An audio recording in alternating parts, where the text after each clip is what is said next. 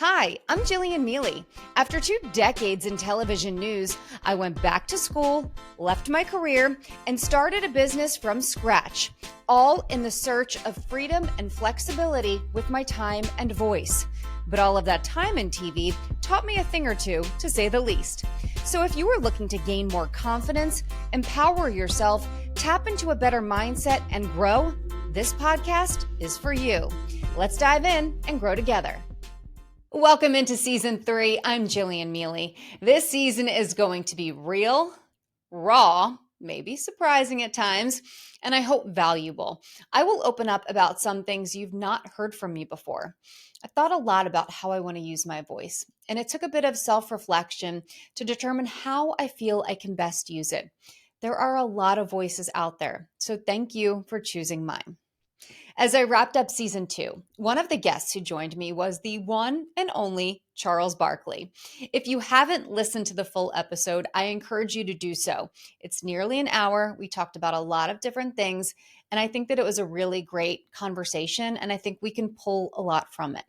I did pull a short clip to kick off the topic for this episode. So here's Charles talking about authenticity. It's actually pretty easy, to be honest with you, because I tried it the other way in the beginning, where I tried to make everybody happy. And I had this conversation with Dr. J, who's always been great to me. I said, Doc, I'm getting some blowback on this and this and this. He says, so what are you trying to do? He says, man, I'm trying to be honest and, I'm trying to make everybody happy. He said, oh, so young fella, you need to stop that right there. And he says, nothing anybody says is going to make everybody happy, especially if you're in the limelight. There's a bit built-in resentment toward anybody who's successful. That's all fans want. Tell me my team is great and tell me my favorite player is great. I'm like, dude, number one, I'm going to be honest with you. But that was a decision I made, like, hey, I can't make everybody happy. At least I can be an honest, straight shooter. And I hope the fans appreciate that. I spent a lot of time thinking about his words. As someone who was in the news for so long and who believes wholeheartedly in the old school mindset of journalism being free of my own personal opinion or bias, I've debated opening myself up to you more for a while now. I've always withheld certain things because I do come from that opinion-free mindset, and sometimes it's hard to shake. Even though I've been out of the news for almost 2 years, which is kind of crazy to think and to say, that mindset stuck with me. Plus, to be honest, there is plenty of opinion everywhere you turn, and I didn't think the world needed one more. So no, I'm not going to be doing opinion news, but I will let you in a little more about topics that I think are really important and where I feel I can help, or at least connect with some of you in a different way than before. Later in this episode, in the spirit of authenticity, I will share something with you that I've never shared publicly. But first, I think part of the reason that some people are afraid to express themselves in an authentic way is because they fear the feedback. As Charles referenced, at one point, he was getting blowback for things he was saying, and he sought advice for how to handle it. To be able to act and speak in a way that is completely authentic can be challenging at times. Some people might fear upsetting others if you know that what you're about to say isn't going to be what people want to hear. It can take guts to actually say it. Maybe some people fear retaliation for expressing an authentic opinion or creating strife with people they're close to. Trust me, I totally get it. It can take serious guts for some people to be openly authentic.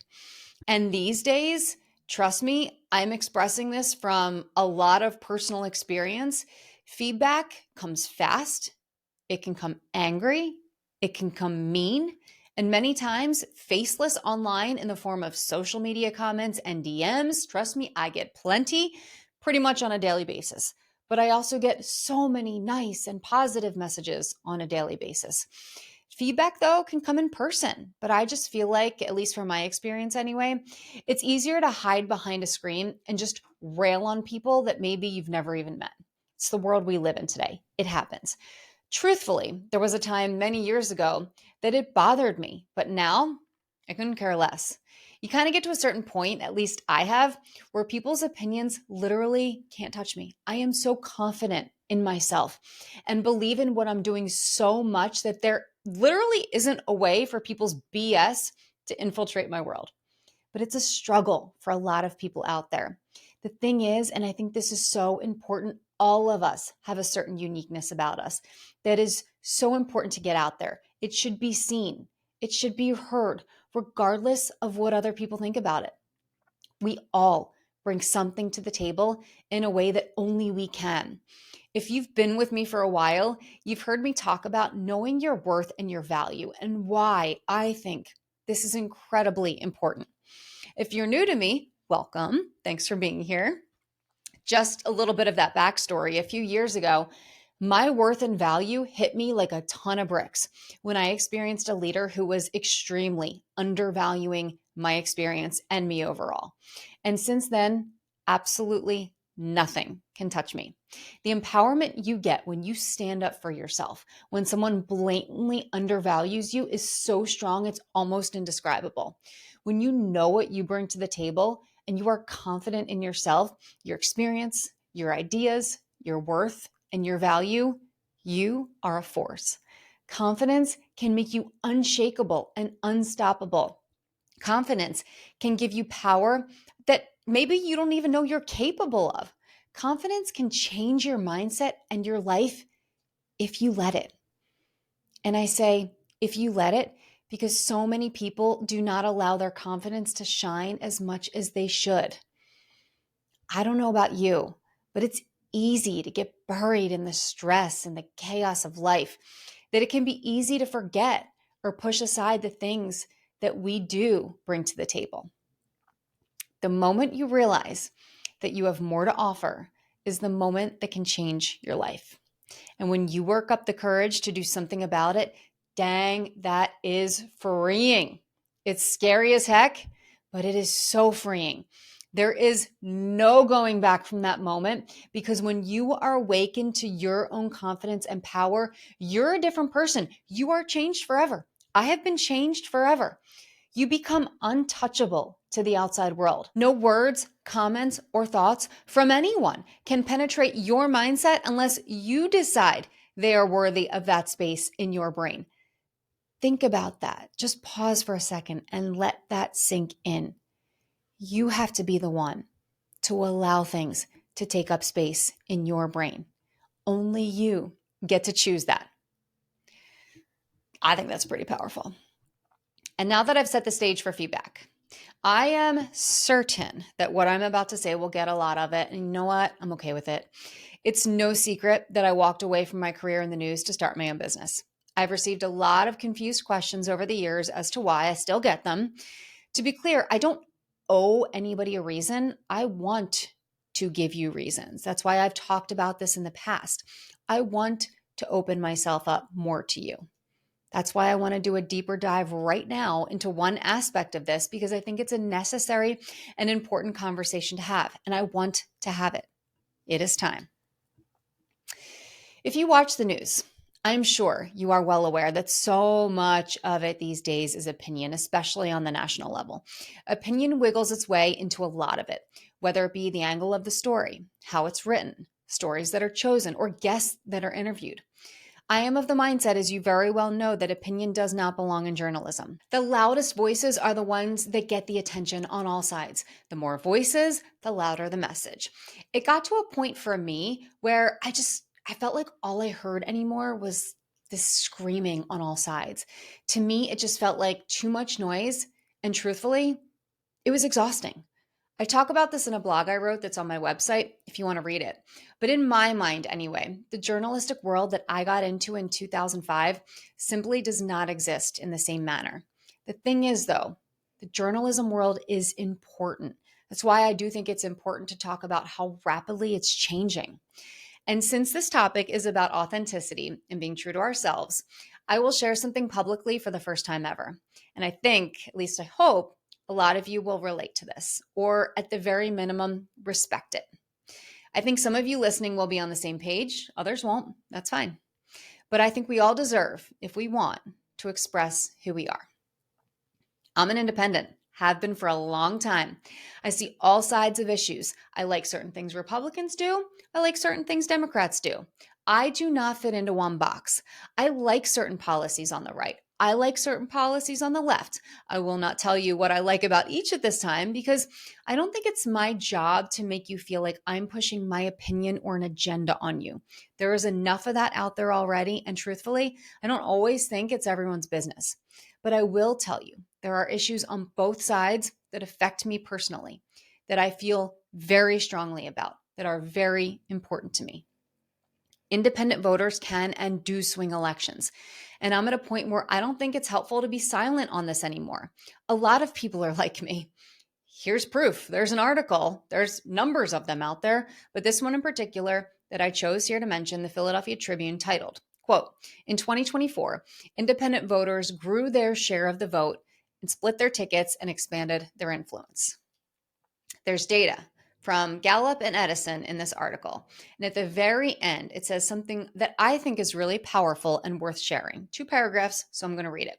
Quote, independents are an emerging force in American politics. They characteristically line up between the views of the most adherents of the major parties, being more socially tolerant and fiscally aware than their partisan counterparts.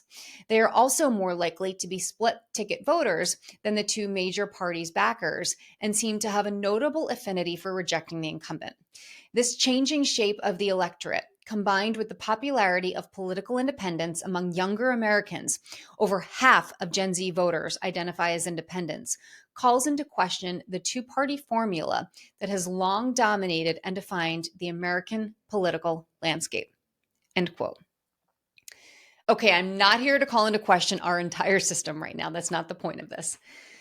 But I am here to say that if you are one of the many in this country who is frustrated, you're not alone. I'm telling you all of this and having this conversation and opening myself up because truthfully, as the media and politics relate to one another, it all largely stopped speaking my language. Certainly not all of it. There are great journalists and great people out there who do their very best every single day to just deliver the news as it is. But for me anyway, it largely stopped feeling objective and started feeling like, from all sides and angles, it was just drenched in too much noise. It stopped feeling authentic to me to be a part of it. I had to figure out how I wanted to use my voice, and that stopped being the answer. And I am sure that while expressing this, I am opening myself up to haters on both far sides, and that is fine. It does not bother me. I think most people can genuinely understand my point of view and how I'm feeling. And I know that many of you feel this way, not only because of all the statistics and articles out there, but because I asked and you answered. So a few weeks ago, I put a question up on my Instagram page asking for your feedback on the media and politics as they relate to each other. Whoa, your responses came fast and furious. I will not mention names because not everyone gave clear guidance if they wanted their name used. And obviously, if you're having this conversation with me, I want you to feel like you have a safe space with me, which you do. I do want to share some of the comments though, because I think it's important for our thoughts and our voices to be heard. These are all direct quotes, by the way. So one person said, my concern with the political environment is both parties now want all or nothing. Someone else said, major trust issues with politics and media. Another response reads, I'm disappointed with both the media and politics as a whole. I trust neither. Someone else has a different take, a rather personal take, saying, I voted for Trump, my wife Kamala. My wife now hates me and threatens divorce.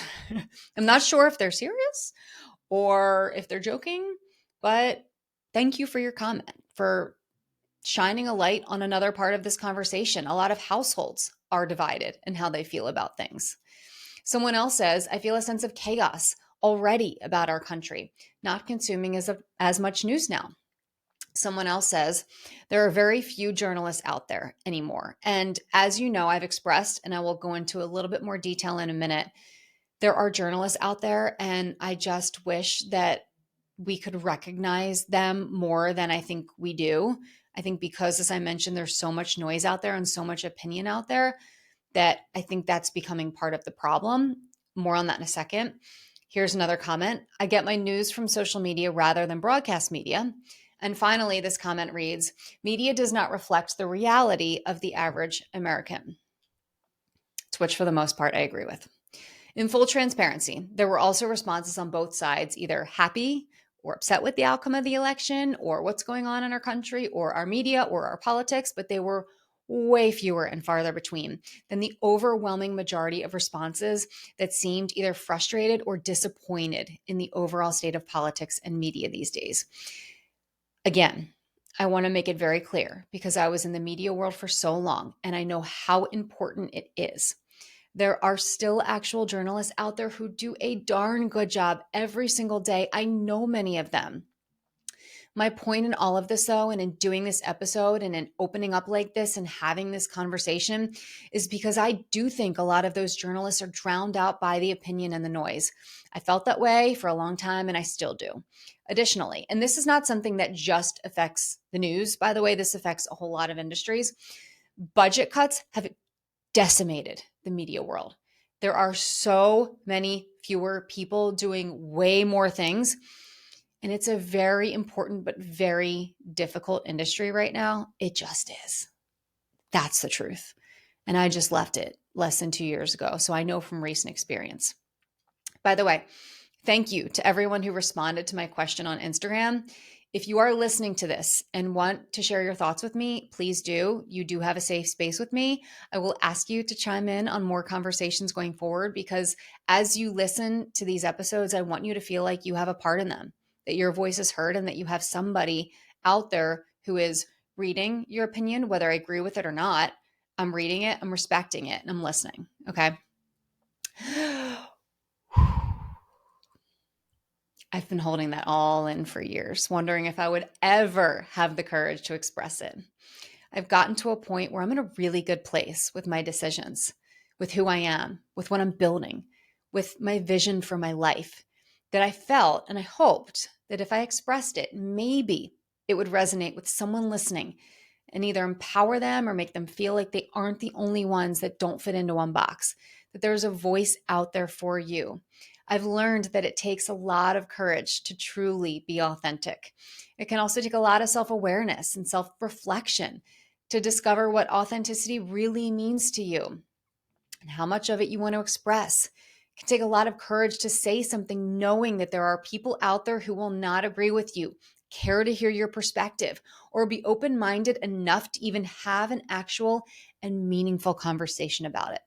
I bet there are already people on one side or the other listening to this and either cursing me out for not being on quote unquote their side, even though I'm not on their side. Maybe on certain issues I am exactly on their side. Maybe on other issues I'm opposite their side. But I think that's why this is such an important conversation to have. We don't all check all boxes. We may not all see eye to eye on everything, but there should be room for all of us to be authentic and to respect each other. As Charles Barkley said, we can't make everyone happy, but we can be honest, be open, and be respectful. Everyone deserves the right to their feelings and to their beliefs. We all have experiences that led us right here to this day and this moment in time. I do wish that the loudest voices didn't constantly drown out the rest. Maybe one day that'll change. If you're someone listening who has either undergone a big change in life, is going through one now, or maybe you're considering one, know that to the best that I can, because of course we're all different, but I understand what you're going through. I've been there. I've made those hard choices. I've completely done a 180 on my life. It is hard to change careers. It is hard to step away from something that no longer serves you or fits in your life. It is incredibly hard to start over and build from the ground up. It is messy. It is frustrating. It is emotional. Every single day, I push myself to step out of my comfort zone and try new things in my business. It seems like every single week I have to talk myself off of some new ledge with the question of, what am I doing? But I've learned to love the challenge. I love the fact that every struggle I've gone through will be another part of my story. I love that through trials and tribulations, I am growing more than I ever have. In the last year and a half to 2 years almost of starting a business and leaving my career, I have grown more than I ever did in my career in different ways. I'm not saying I didn't grow in my career. Of course I did. But in different ways, I have grown more than ever. That is a fact. I love that I will look back at life and say, I did it. I took that risk. I bet on myself. So if you are in the mess right now, you are not alone. I am here with you. As I wrap up this episode, I want to thank you for listening. And for those of you who participated through your comments on social media, thank you again for that. Thank you for letting me start 2025 with some total honesty and transparency, with knocking down some walls and letting you in a bit more. I'm sure some of you feel like you know me better. I'm sure some of you are on the same page as me, and others probably feel annoyed that maybe I'm not exactly on your page. That's okay.